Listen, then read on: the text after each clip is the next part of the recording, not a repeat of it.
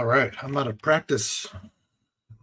Welcome to another edition of the Edlow Podcast. Subscribe, subscribe, subscribe. I am back. It's been a while. I took a little break. And then a bunch of people asked me what was going on with the podcast and why I haven't been on and just been kind of quiet about it.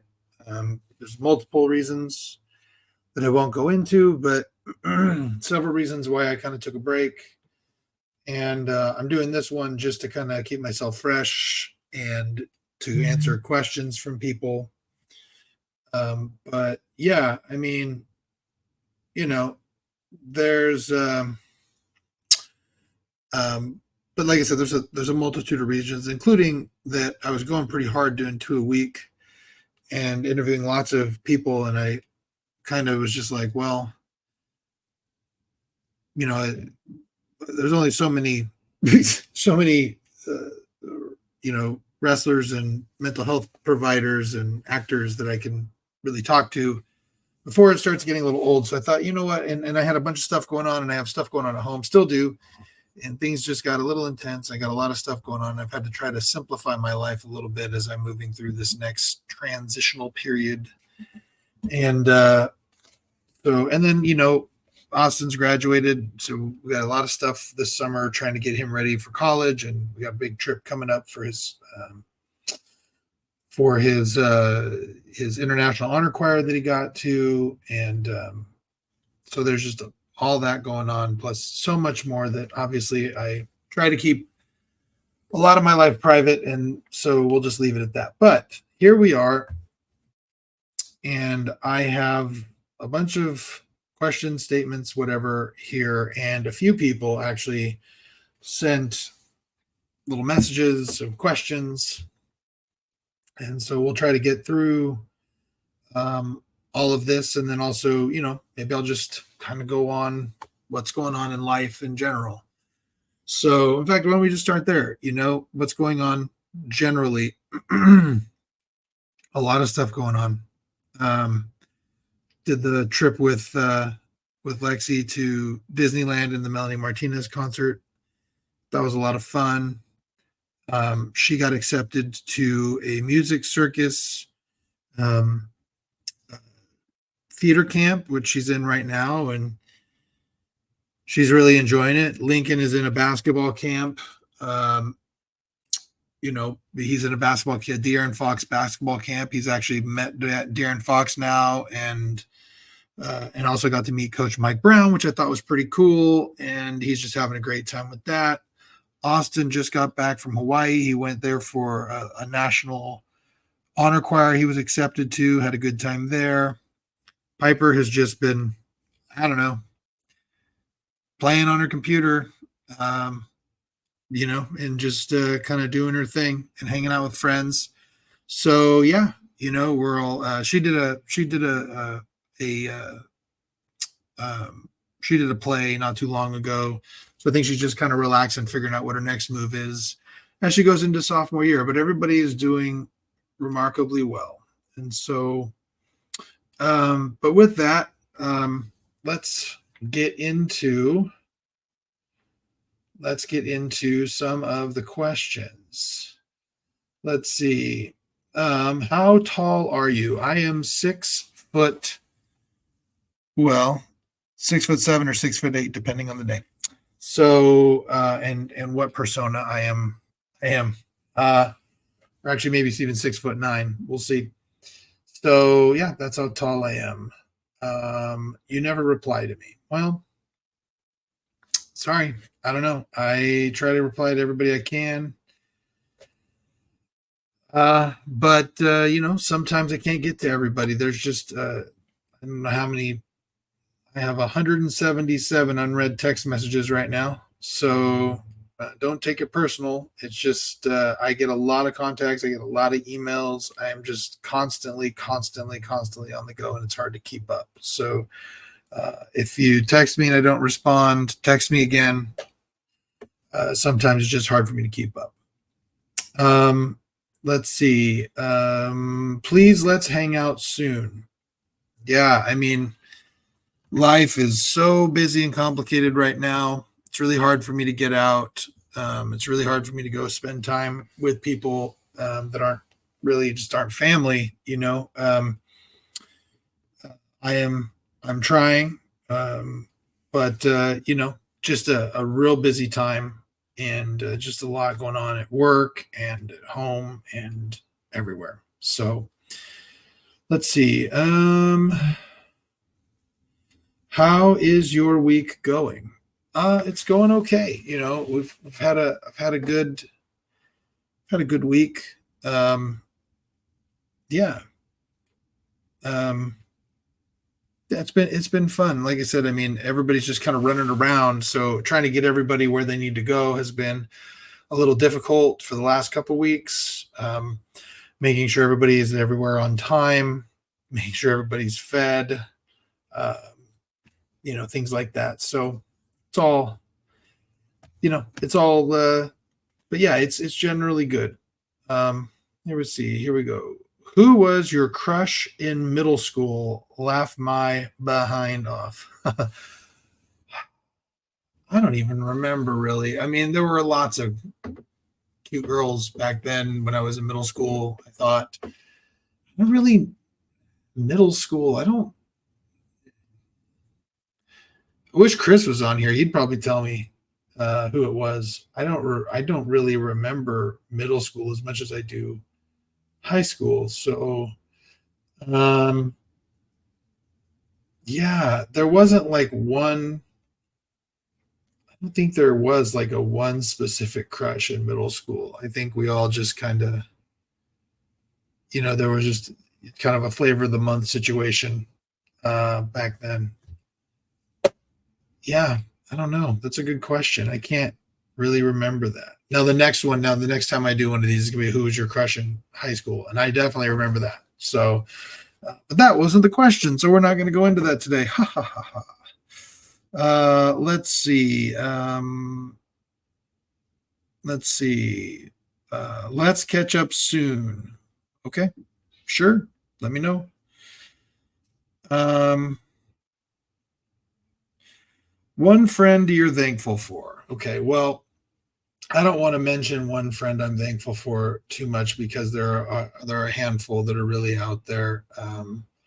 You know, my best friend for years has been Chris Johnson, and uh, Brian Rada, and I've got tons of friends from like Ian Faust to you know to John Baer to Kevin Evers to Ryan Anderson to you know Sean Edwards to Scooter Wendell. There's just like so many people out there who, and then also just wrestling friends out there.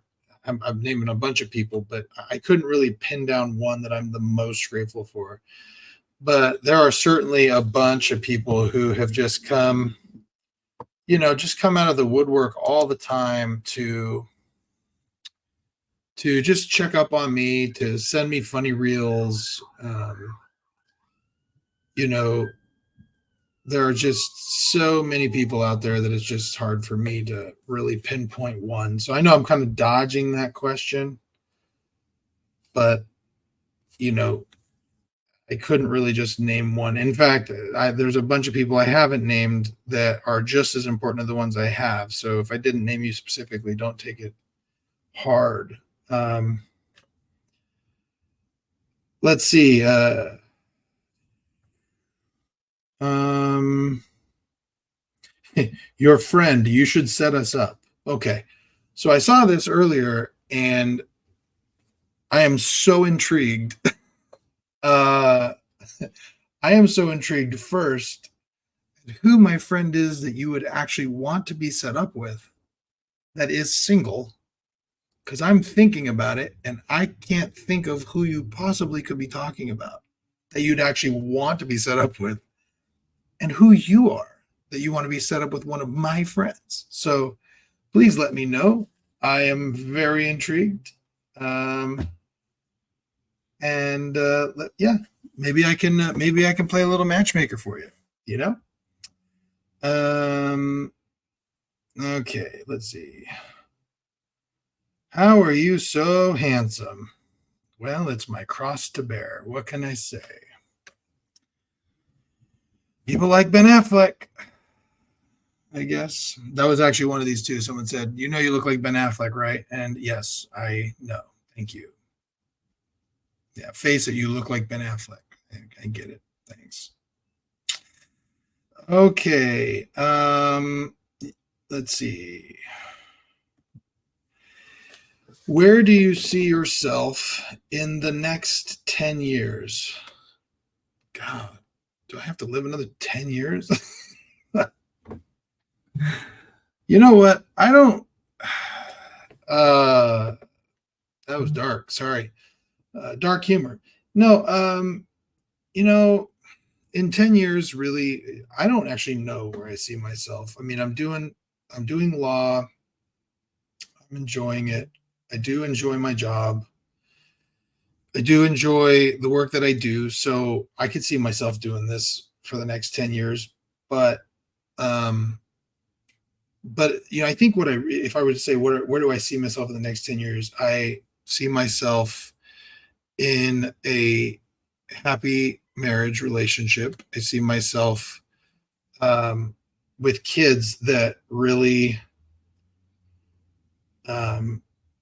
that are doing well. That's what I would like. Um, in 10 years, I'm really excited to see where my kids end up. And I see myself in a position to, I think I would say at the end of 10 years, I would be ready to be in a position to transition into figuring out what I wanted to do for the rest of my life when I grow up. I would say like by 50, I would like to be in, how do I put this? This is actually going to be a little more existential than I expected.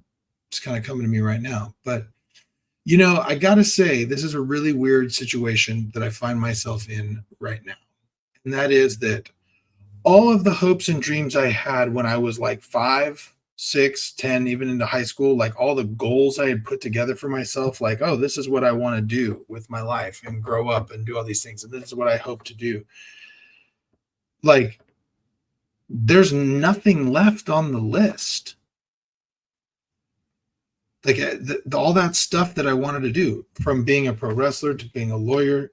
Podcast came later, but like being a podcaster, being a good member of the church, going on a mission, like doing all of those things, having a good, having a good family, having good kids, like I've done all those things.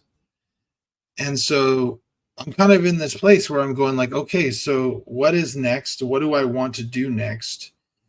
I've got some irons in the fire. I've been talking to some people, I've been talking with, kind of where I want to go next, and trying to figure out, like, I figured by 50, I should be in the stage of, okay, so what's the rest of my life look like now that I've done all these things? I'm a very goal-oriented person. And, that's actually something that I this is going to spearhead into something else I wanted to talk about. I was really interested in a conversation that I actually saw on Facebook. One of my friends had put something out there about something about there's a kind of a backlash against what they're calling grind culture, whatever that means. And I think what I gathered from that was this idea that, like, you just work really hard and you're successful, and that there's people out there, and I really haven't seen a lot of this, but like there's people out there who are kind of like, anti-grind culture, that like this idea that you're just supposed to grind really, really hard to get where you want. And as I was reading through the conversation, there was kind of like, I think that if there really is an anti-grind culture situation out there, or an anti-grind culture, group out there, I think that they misunderstand what I would say grind culture really is. Grinding, there are people out there, I think they think that grind culture is like, go out there and work 3 jobs to make ends meet and do all these things and just work, work, work, work, work, work, work, work, work. And like, to me, I mean, I'm not the arbiter of grind culture, so I don't even know what it means really, but I can tell you that I don't view like, I talk about grinding quite a bit. I don't view grinding as that. It's not just going out there and working 3 jobs to make ends meet. It's about living like a goal-oriented life. So like, if you're out there working 3 jobs and quote unquote grinding, why? What's the end goal? Is it just to have more money in your pocket? Is it just so you have money to go party? Is it just so that you can have a fancy car? Like, I don't view that as healthy or good, right? Like, are you working 3 jobs because you want to invest in yourself in something? Are you working a lot because you want to save money so that you can go to school without student loan debt? Are you going to school full time and working full time at the same time so that you can, make ends meet for your family, but also better your life? Are you saving up money so you can get a car?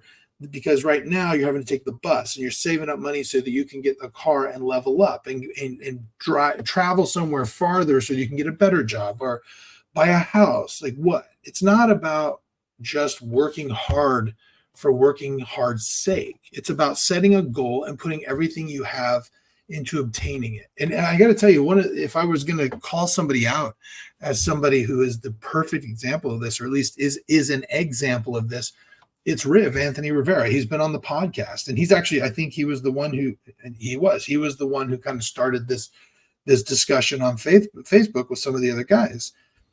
That is a great example of grind culture, right? Travels to Vegas, packs everything up in an SUV, moves to Vegas, sleeps on a floor of a friend's house, and then walks 1.5 miles to the Strip and back, and does street shows until he's had enough money to get his own place. And then from there, he's still doing that while he's trying to get a job. He's able to get a job, and he's working 12 hours a day while he's also going to school online. He's able to get his BA, then get a master's in business. Now he's still working 12-hour days, trying to figure out where he's going to go, and starting a pizza business at the same time. Like that, think about that. That's been in the last 3 or 4 years. That guy went from sleeping on someone else's floor to owning his own home, having a master's degree, and then also grinding out a pizza business while working full time. That's grind culture. He is leveling up all the time. He has goals, he sets them, and he obtains them. That is what I would say is grind culture. That is healthy grind culture. He's not just out there working 2-3 jobs just so that he has a little extra money in his pocket to go travel. He's setting himself up for a better life down the road. That is grind culture, in my opinion. So that was a bit of a rant. All right, here we go. So you should post more selfies. Okay, well, maybe. I don't know.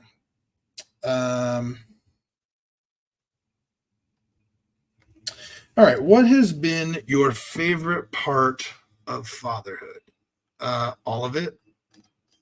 I've really enjoyed it all. But I mean, like, right now is probably my favorite time with my kids. They're all kind of teenagers, right? And well, 3 of them are officially teenagers and an 11-year-old, but they're all old enough now where I'm starting to see the kind of people that they're truly going to be. And I actually really enjoy it. I think they're all going to be great people.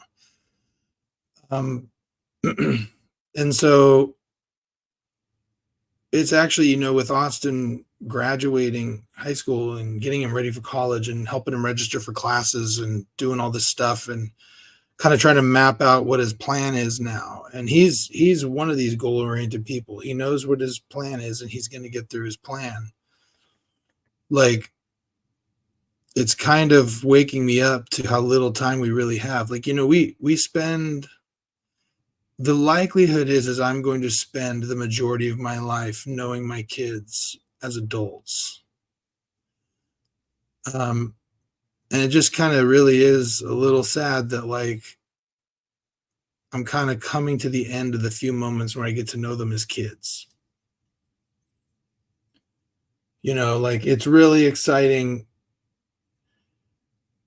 that right now, like my youngest son, who got to go to Deer and Fox camp, is calling me every day after the camp and letting me know, like, Dad, you're not going to believe this. Deer and Fox showed up, and he signed my jersey, and Mike Brown showed up, and he signed my shoes, and just I'm getting these calls every day, and then like my other son is texting me, articles about what's going on with the Kings, and stuff like that, and it's just you know I hope that this stuff, when I hope that this stuff continues, but it just changes. The relationship changes. And it's not like it's worse. It just changes. So I'm really enjoying these last few moments I have while they're all kids. So, um, what is one lesson you want your kids to know? I've answered this before, and it always changes, I think. I think I would say don't follow the majority, just do what's right. And you'll know what's right when the time comes. And if you do good, it will come back to you often in unexpected ways. So, okay, well, that's that. Let's see. If you could make anyone suffer in the whole world, who would it be?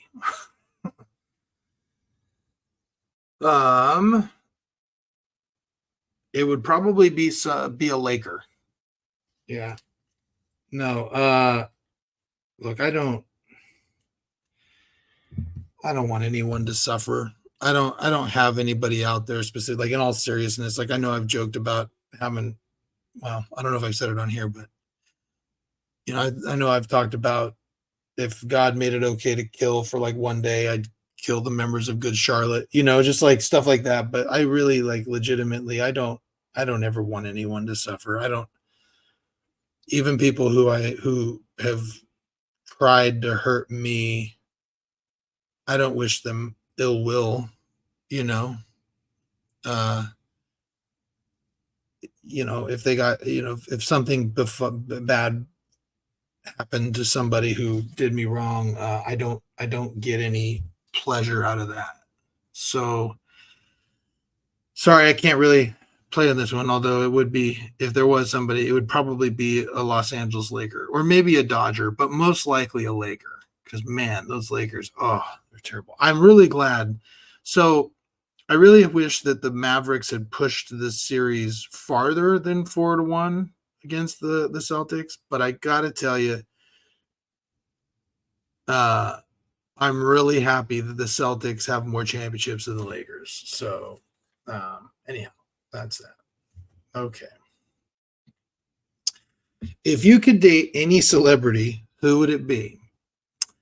Here's the thing. I don't think I would ever want to date like legitimately date a celebrity. Do you know how terrible that has to be? I mean, think about that. I mean, think about all of those people. Look at Ben Affleck and Jennifer Lopez right now. Did you guys see? I don't know how many people who are listening to this saw the roast of Tom Brady, but man, Ben Affleck was in another world, obviously having something going on with Jennifer Lopez or something, because he just was so dry and like not even there. And you just think about like every celebrity you hear is off doing crazy stuff with other people, and just it's no thanks, too much drama. And you know what's interesting? I was actually, so when Lexi and I went to the Warner Brothers studio, we did a studio tour, and our studio guide was actually an actor. She played bit parts in a lot of different movies, and she supplemented her income by doing studio tours. And so we were talking to her about it, and she was like, yeah, like these guys, these people, these A-list celebrities, like the bulk of them were theater nerds when they were kids. And I was like, okay, so I was buddies with a lot of the theater nerds in high school, and my daughter is a theater nerd, so I know a lot of her friends, and like they're the most dramatic people in the world. Why would you want to date any of those people? But anyway, Gal Gadot. So, okay, moving on. Look, it's a onesie and we all know it. That, okay. I just have to say, Trip Rogers is so over that even on my podcast, people are talking about his freaking onesie. Okay. So if anybody ever wonders about whether Trip Rogers is over, okay, he is. He's getting messages on my podcast. Jeez, get off my podcast, Rogers. I have you on one time and look what happens. All right. All right. Face it, you look like Ben Affleck. Okay, thanks. Did Ben Affleck get a little bit of sun? Anyway, my forehead. I got a little bit of sunburn. Anyway, okay. So let's see. You're the best dad I know. So I appreciate that. Thank you very much.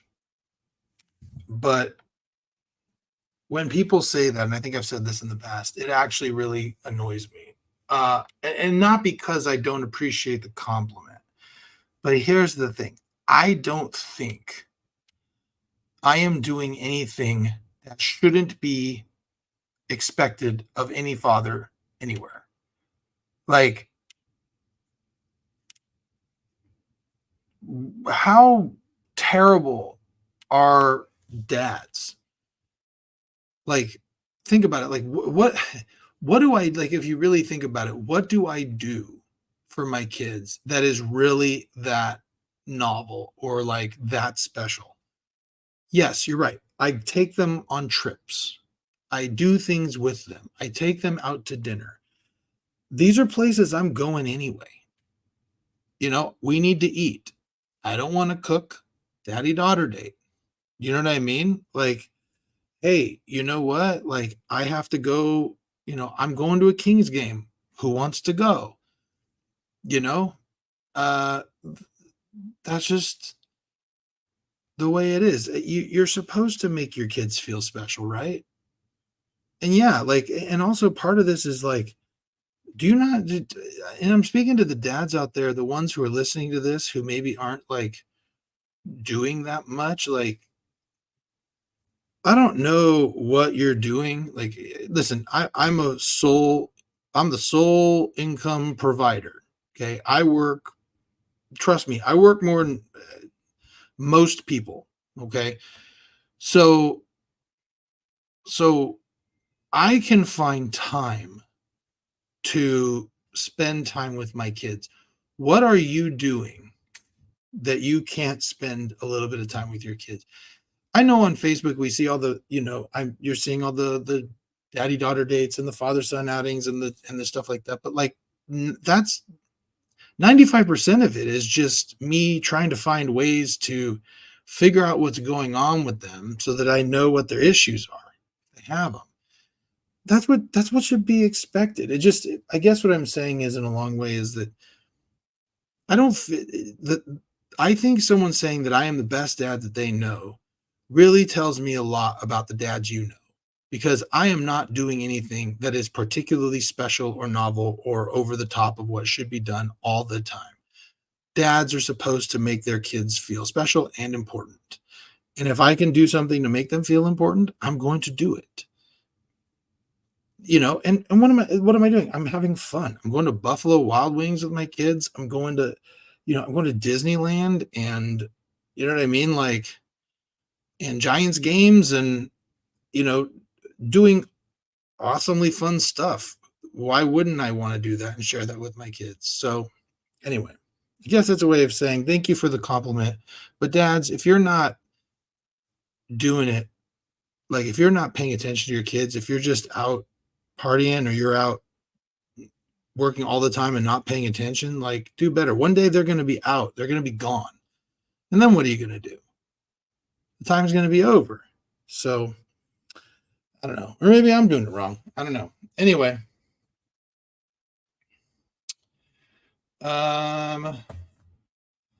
You always leave me on red. Well, I don't know what to tell you. I don't know who you are. But sorry. I don't know. I don't know what I'm supposed to do with that. Anyway, okay. So those were the anonymous ones. Thank you for sending them over. There were a few questions that came through on various social media outlets. So let me just go through those real quick. Dear Josh, what's going on with the podcast? I hope you're doing okay. I've really enjoyed your podcast and the light you bring with it. Well, thank you very much. I very much appreciate that. I wanted to ask you a question about rejection. I was recently divorced. I was married for a long time. I loved him. I loved him a lot. I still do. I tried everything I could to get him to stay, but nothing I did was ever good enough. He cheated on me. He hurt me. He was always demeaning me. I tried to give him everything I could, and it didn't work. I'm having a really hard time with that. My question is, how do you get over something like this? How do you recover from it? Well, there's not a lot of, I don't know your circumstance. I don't know what's going on.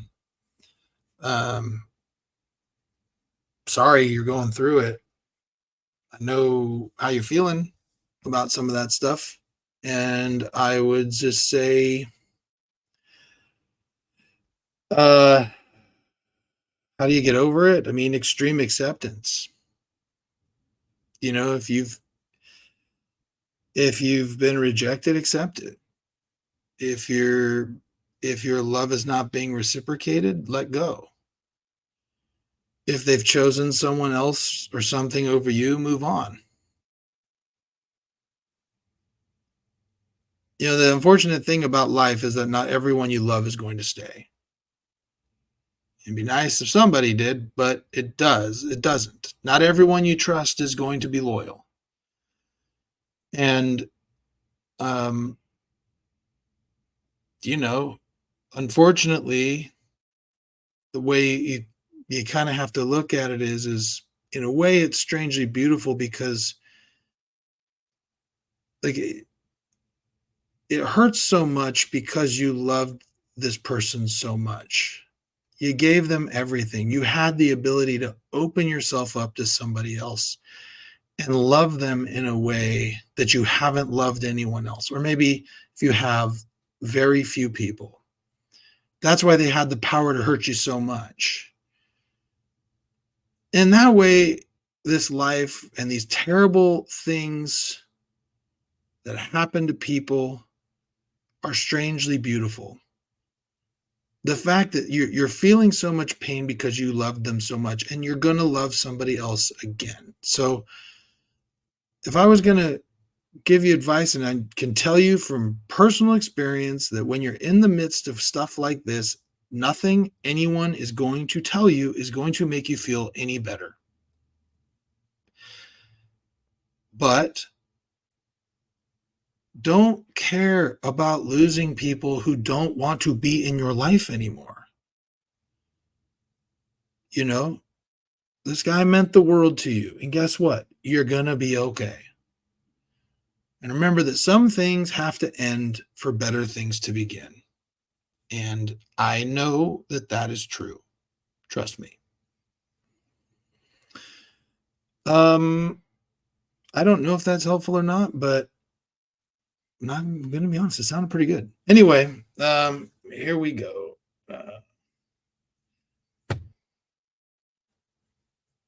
So we got two more here. Josh, glad you're back on. My question is, as an attorney, do you ever have to say something you know isn't true?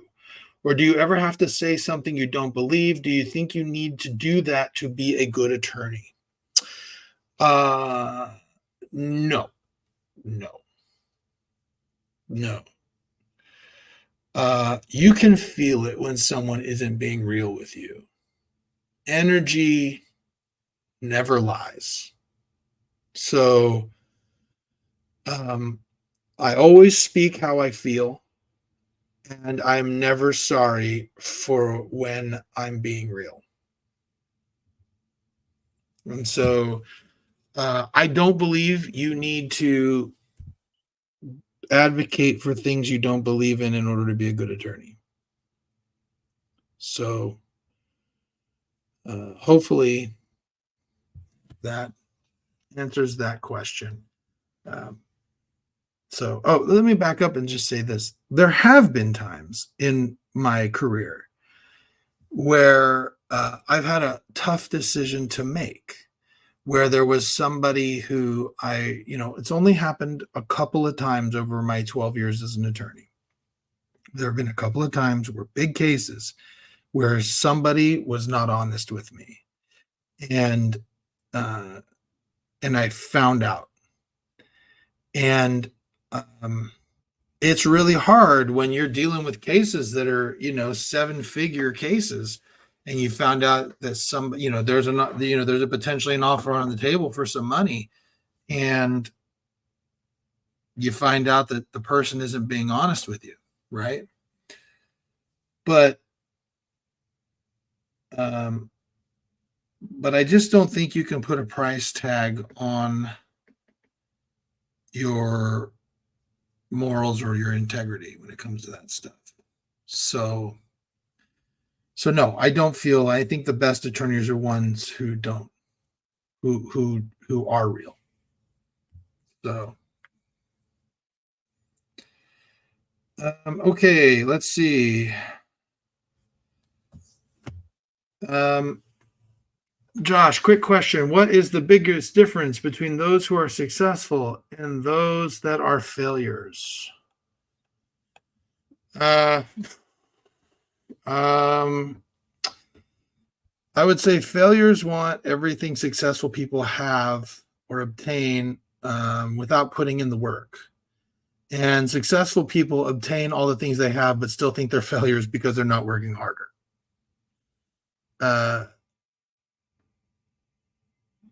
Every successful person I know is like, there's there's an equally superiority complex in that you think you're better than everybody else at what you do, and an inferiority complex in that doesn't matter how hard you work, it's never going to be enough.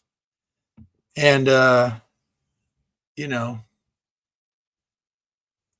it can be exhausting, but it pushes you to succeed. It pushes you past the point of exhaustion, which is where you really need to go sometimes to get where you need to be. So, yeah. And I also think there are just some things that successful people do that failures don't. And that is I think we all know those people who who want to be experts in things without actually doing anything. Like the most successful people I know are people who do the fundamental things of whatever they do really, really, really, really well, and push themselves to do the things that they don't want to do really, really well, and become really, really good at them. So if you're like, there are too many people out there who want all the sizzle without the actual steak, without the meat of what they need to do. You don't get that sizzle without actually getting through what's actually going on. It's like, you have to go through law school to be an attorney. You have to go through 4 or 5 years of just grinding through little cases that nobody else wants and nobody else will take, and taking everything you can. I mean, my first couple of years of practice,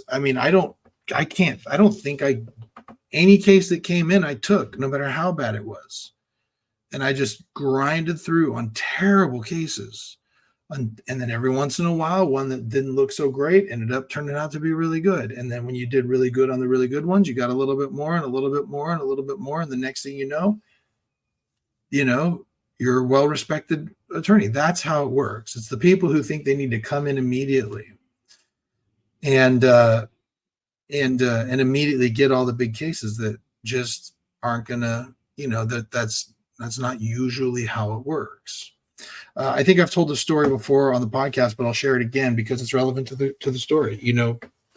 Probably 5-6 years ago, I was sitting here in my office, and another attorney who worked here in the office came and sat down with me, and this was around the time where we got our end of year bonuses based on on the fees that we brought in and all these different things. And he sat down with me, and he knew I'd had some success. And he sat down and he said, I wasn't really happy with the money that I got. And I know that other people are doing better. And I want to know what you think I need to do to impress all the partners in order to make more money. And I said, well, if you want my honest opinion, I mean, this is what I would tell you. And I'm like, and it's not a slight on you. It's just what I observed. But like, I don't think I've ever seen you here before 8:30. I don't think I've ever seen you here after 5, and I don't think I've ever seen you here on a weekend.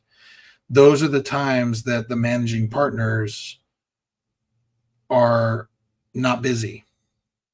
Those are the times that they're walking around.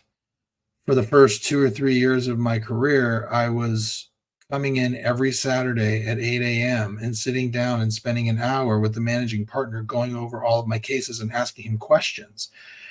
And I was like, those are the moments when that attorney would go, I have a case here that I would like to try with you. Here's a big case. Why don't you see if you could run with this case?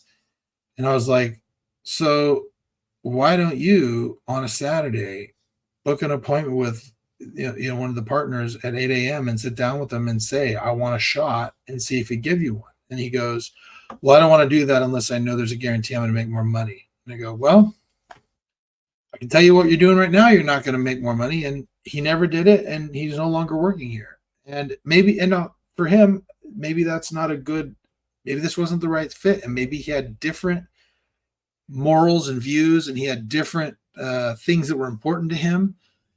And that's okay. That's okay. But the point is that is what it takes. You have to do things that other people are not willing to do to get the things that other people don't have. And on top of that, also, you have to be incredibly disciplined to be truly successful, incredibly disciplined. And I've shared this on the podcast before. I know, like, people who know me know I have fancy cars. I have a Raptor and I have a Cobra.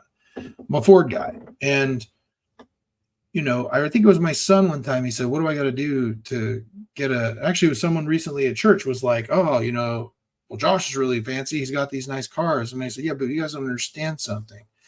Up until 2019, I was driving a 2012 Camry that was paid off.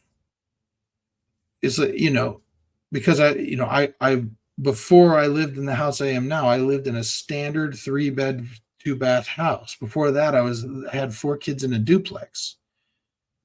And it's like, because I had student loans to pay and debts to pay off. And I wanted to put money away in a 401k and in college accounts.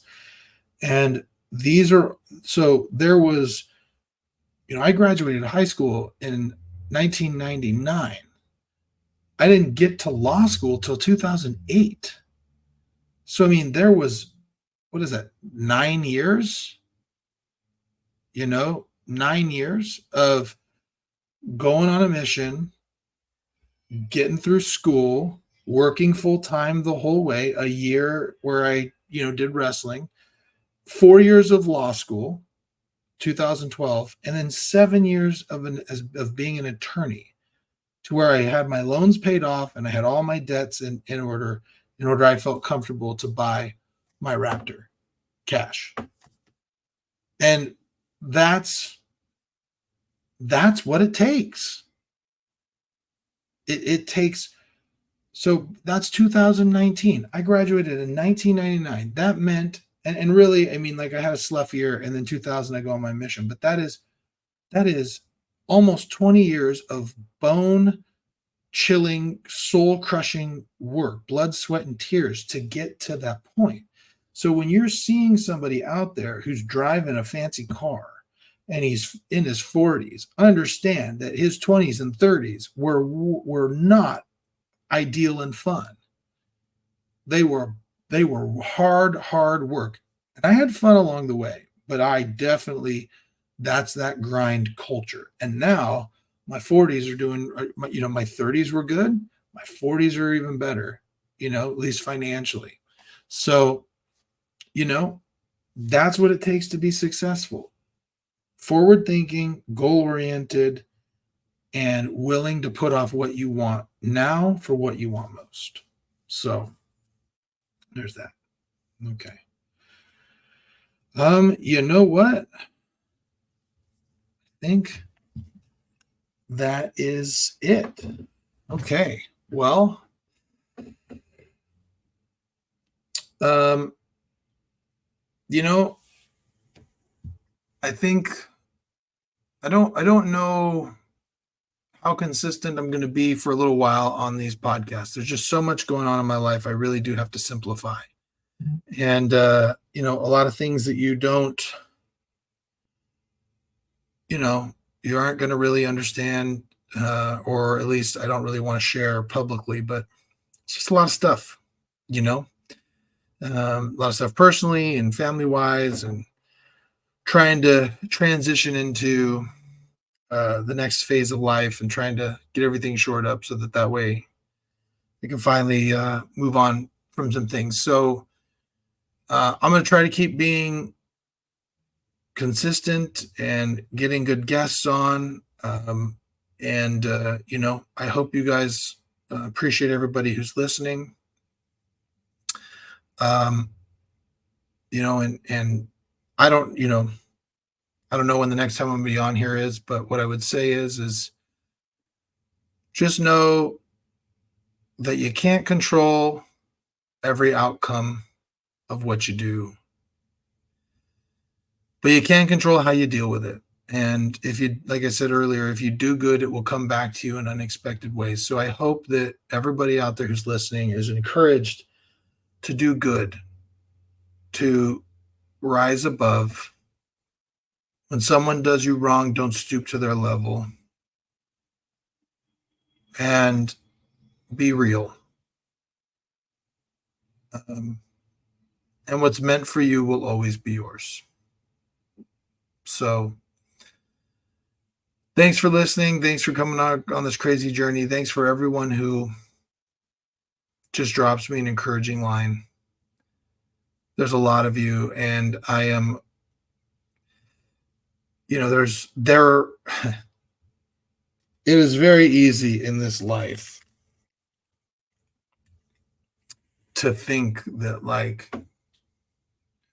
to dwell on the negative things going on. And believe me, there is, I think we all, I'm sure, have a lot of just painful garbage going on. Sometimes it feels like life is just going from one painful moment to the next with an occasional happiness in between.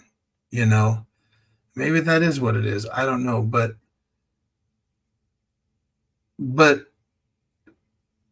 you can't let that kill your zest for life. There is so much to be grateful for, despite all the stuff, all the negative stuff that inevitably comes. And I'll just say, there are forces in my life that are actively trying to constantly just, for whatever reason, just cause problems. And for me, for my kids, for my family, and trying to actively prevent me from moving in directions I want to move. And that's just, it's enough to make you crazy. But It's important to know that things will get better and that there is still a lot to be grateful for. I've been blessed in so many ways. It's ridiculous, way beyond my measure. I don't deserve it, quite frankly. I don't deserve what I have or what I have overachieved way beyond my talents and measure, and I'm very, very grateful for that. So get out there and conquer. Until next time.